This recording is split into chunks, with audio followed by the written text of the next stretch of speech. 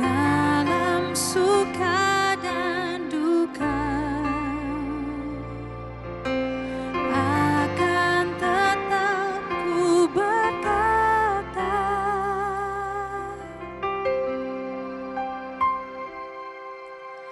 bersyukur atas kasih-Mu terlalu dalam kebaikan-Mu. Kasih-Mu menguatkan hatiku dalam setiap waktuku. Ku mau selalu bersyukur.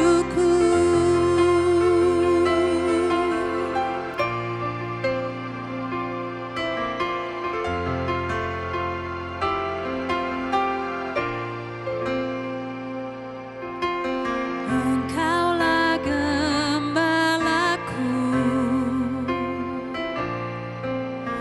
tuntun setiap langkahku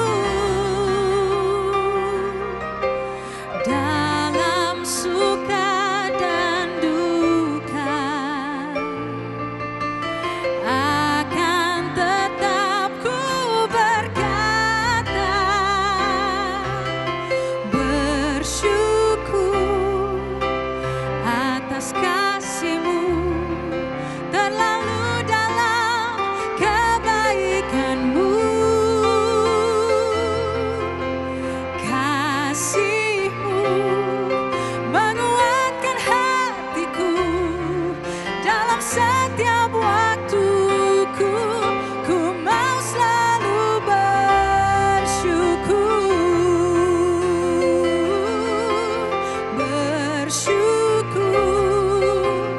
atas kasih-Mu terlalu dalam kebaikan-Mu. Kasih-Mu menguatkan hatiku dalam setiap waktuku. Ku mau selalu bersyukur dalam setiap waktuku, dalam setiap waktuku, dalam setiap waktuku. Ku mau selalu bersyukur.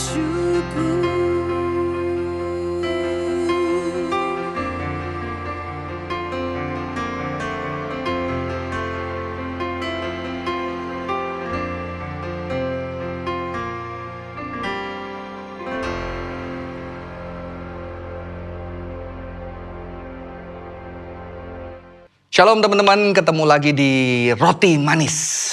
Hari ini kita akan bicara satu tema khusus yang mungkin kalau dunia suka ngomongin tapi gereja nggak suka, ya.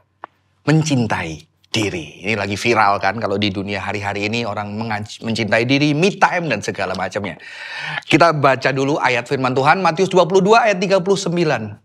Perintah yang kedua yang sama dengan itu ialah kasihlah sesamamu manusia seperti dirimu sendiri, ya.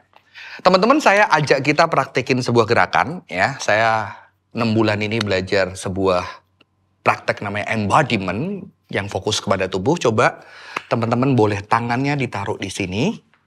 Bayangkan seseorang, pribadi, sesuatu yang paling berharga buat hidup kita, taruh di sini, bayangkan di situ, dan mulai dekatkan di dada kita. Oke. Saya sudah coba ini kepada banyak orang, ya. Coba bayangkan yang berharga dan pasti kalau itu berharga, begitu kita tarik sedikit nggak nyaman, ya. Karena itu paling dekat di hidup kita. Teman-teman, berita baiknya adalah biasanya kita taruh itu anak kita, keluarga kita, orang tua kita, kekasih kita. Biasanya kita taruh itu dan tidak ada nama kita di sana, ya. Itu artinya apa? Banyak teman-teman nggak struggle sebetulnya untuk mencintai orang lain. Karena itu sudah ada di hati kita, sudah ada di tubuh kita. Tapi mencintai diri, itu menjadi sesuatu yang mungkin tidak kita pikirkan. Kadang-kadang kita juga teracuni oleh ajaran Kristen.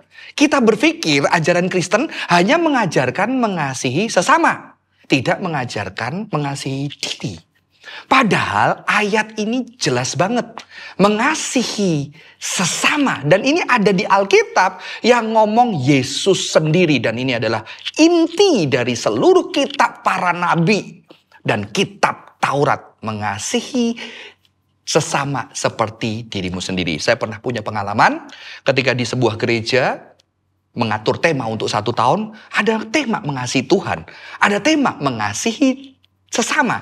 Lalu kok nggak ada tema mengasihi diri? Dan saya bilang, tambahin satu lagi, mengasihi diri. Ternyata teman-teman responnya, jangan. Nanti jemaatnya egois. Ya. Jadi sangat menyedihkan teman-teman. Padahal Yesus ngomong mengasihi diri.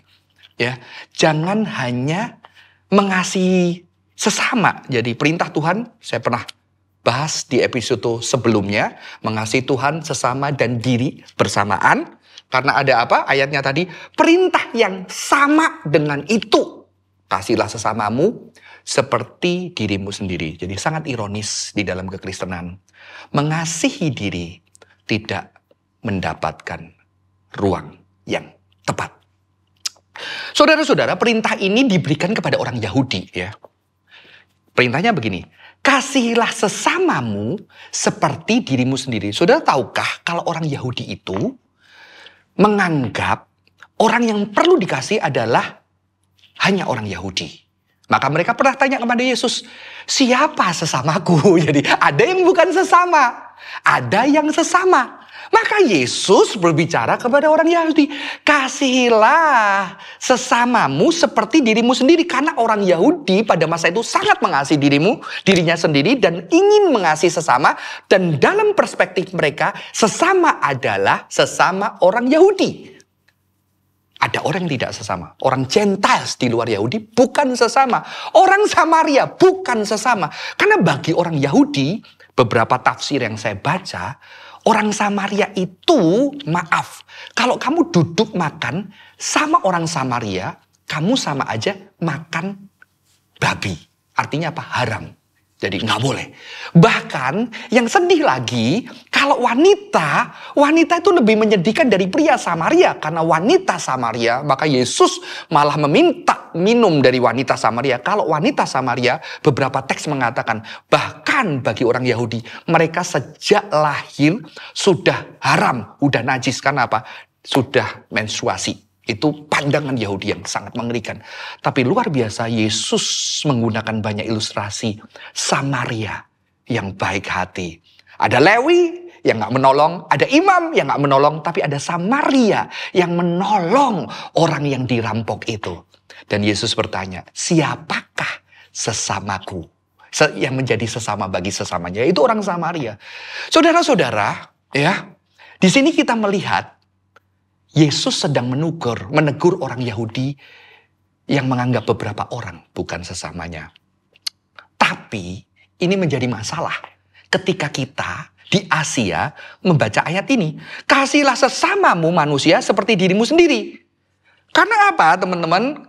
Banyak orang Asia, tidak semuanya tentunya, kurang sayang diri. Kalau kurang sayang diri gimana sayang sesama? Ya, ini masalah besar. Maka saya yakin kalau Yesus ngomongnya sama orang Asia, dia akan ngomongnya kayak gini. Kasihlah dirimu kayak sayangmu sama orang lain. Betul kan? Karena orang Asia selalu diajari, kamu ngalah sama adik, kamu ngalah sama tetangga, kamu ngalah. Apalagi orang Asia Kristen, kamu harus mengasihi, berkorban kepada Yesus. Mereka lupa bahwa Yesus juga minta dikasih. Betul gak? Yesus minta dikasih. Jadi Kristen itu bukan hanya mengasihi. Jadi Kristen juga minta dikasih. Bahkan Tuhan tidak hanya minta dikasih. Tuhan memerintahkan. Coba kamu punya teman, bilang sama kamu, kuperintahkan kepadamu, kasihlah aku dengan segenap hatimu, dengan segenap jiwamu, dan dengan segenap kekuatanmu. Kita mungkin males punya teman itu, karena kita punya paradigma, kita hanya untuk mengasihi. Ternyata bagian penting dari Alkitab adalah juga mengasihi diri. Bahkan tidak hanya mengasihi diri. Kita bisa meminta kepada orang lain.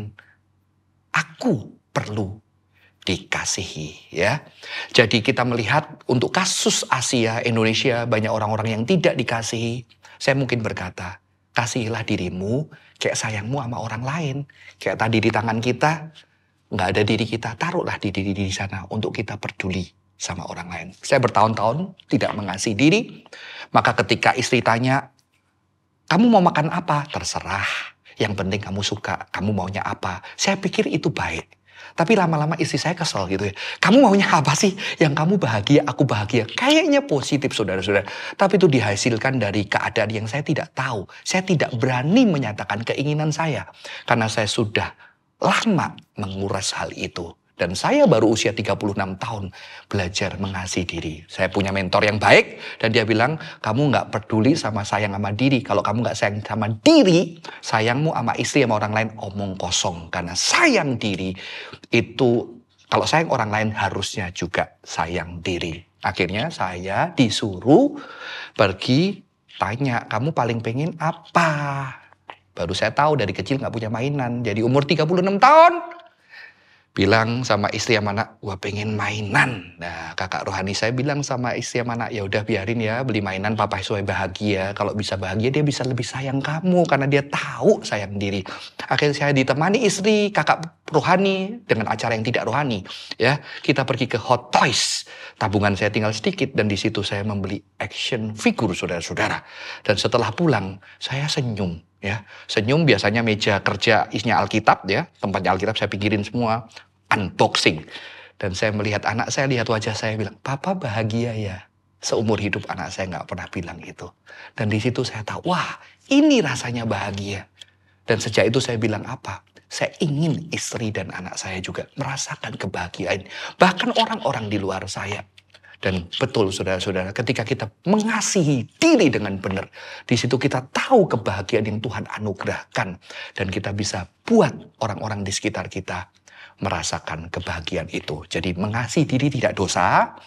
Mengasihi diri yang tidak dosa adalah mengasihi diri yang membuat kita juga semakin mengasihi orang-orang di sekitar kita. Anak kita, keluarga kita, sahabat kita. Dan juga mengasihi Tuhan.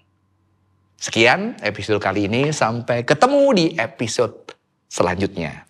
God bless you.